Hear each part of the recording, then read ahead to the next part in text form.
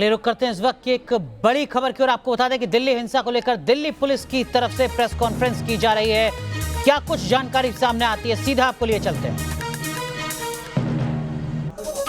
हमने जो कॉल्स आई हैं उसका पैटर्न एनालिसिस किया है। जिसने कॉल की है हमने ये देखा है कि अगर पैनिक में कॉल की है तो फिर हमने उसको कुछ नहीं कहा, लेकिन मान लीजिए उसमें भी पैटर्न आया, बार बार कॉल है और उसमें अगर सोशल मीडिया में उसने फेक न्यूज चला रहा है जहाँ कोई हेटेड स्पीच चला रहा है, उसको भी हमने एफआईआर भी दर्ज की है और उसमें काफ़ी हमने ब्लॉक भी करवाए हैं। दिल्ली पुलिस के ये एफर्ट जारी रहेंगे और मैं आपके माध्यम से फिर बताना चाहूँगा कि दिल्ली में अभी पूरी अमन शांति है। दिल्ली वासियों से फिर अपील करना चाहूँगा कि इसी तरह आप सहयोग करते रहें। जो हमने नंबर आपके साथ व्हाट्सएप नंबर शेयर किए हुए हैं, कोई भी अगर आपके पास एविडेंस है, कोई वीडियो है, आप हमारे साथ शेयर कर सकते हैं। मीडिया भाइयों को मैं यही कहना चाहूँगा कि जैसे जैसे इन्वेस्टिगेशन प्रोग्रेस होगी इसके बाद भी हम आपके साथ शेयर करेंगे जो अभी इन्वेस्टिगेशन हुई है केसेस में। और तीसरा, मैं ये भी कहना चाहूँगा कि किसी अफवाहों पे ध्यान ना दें। कोई भी अगर अफवाह है तो उसकी आप जो दिल्ली पुलिस द्वारा दिए गए डिस्ट्रिक्ट कंट्रोल रूम्स के नंबर है उस पर पुष्टि जरूर कर लें। नहीं, बिल्कुल मैं वही बताया, जैसे आपने फेस रिकॉग्निशन का कहा, बिल्कुल हाँ, वो डिटेल में आपको अभी मैं नहीं डिस्कस करना चाहूंगा, लेकिन ये टेक्नोलॉजी है जिसमें हमारे पास डेटाबेस है, उससे हम यूज कर रहे हैं, जिसमें हमें वो नंबर्स आ जाते हैं।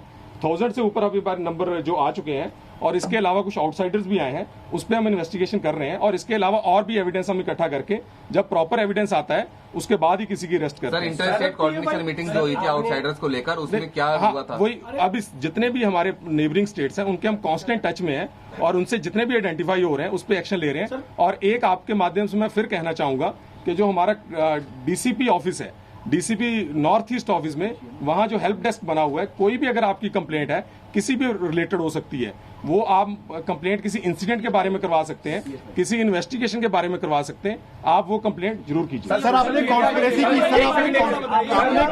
की बात की है। स्पेशल सेल ने 2 लोगों को गिरफ्तार किया, पीएफआई के मैंने जो यही मैं कह रहा हूं कि जो भी इन्वेस्टिगेशन हो रही है, जो तमाम हमारे यूनिट्स हैं वो तमाम एंगल से, कॉन्स्पिरेसी एंगल से भी देख रहे हैं। जिन्होंने ये सब कुछ किया उनको भी हम आइडेंटिफाई कर रहे हैं, कुछ अरेस्ट भी किए हैं। 3 केसेस का मैं अभी आपसे डिटेल शेयर करूंगा और इसके बाद और डिटेल। फंडिंग बहुत इंपॉर्टेंट पार्ट है, फंडिंग बहुत इंपॉर्टेंट पार्ट है सर। नहीं, मैंने कहा उस पर भी हम कर रहे हैं, बिल्कुल हम कर रहे हैं। सोशल मीडिया पर 60 अकाउंट ऐसे हैं जो 22 तारीख को शुरू हुए और 26 को बंद हो गए। वो सबको हमारे नॉलेज में है, उस पर सब पे कार्रवाई कर रहे हैं। मैं अभी भी कह रहा हूँ कि कोई भी अगर क्रिमिनल्स है वो अपना फुटप्रिंट पूरा छोड़ के जाता है और उसी के बेसिस पे इन्वेस्टिगेशन कर रहे हैं और उसको